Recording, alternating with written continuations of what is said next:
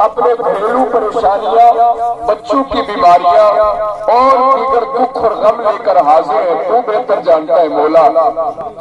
गौसपाक की अकीदत में आए हैं, कल से लेकर आज तक मौला रात से खड़े होकर के मेहनत कर रहे हैं, काम काज कर रहे हैं। कल से लेकर आज तक इन्होंने पूरी तरह मेहनत और मोहब्बत का सबूत पेश किया है मौला। गौसपाक का सदका मौला इन्हें उर्स गौसपाक से खाली न लौटा मौला। जिन्होंने कल से लेकर आज तक इंतजाम और इंतजाम किया, अल्लाह तबारक व तआला आज जो हाजिर दरबार है, गौसपाक का सदका मौला इन्हें शिफा अता फरमा, मौला इनके अहलो अयाल को शिफा अता फरमा, मौला इनके घरवालों को शिफा अता फरमा।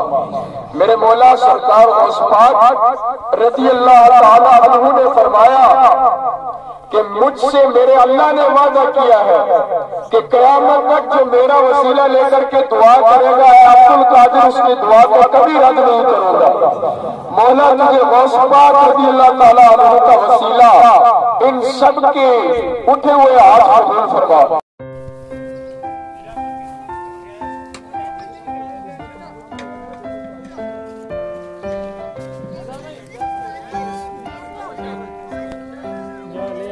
तकलीफ देनी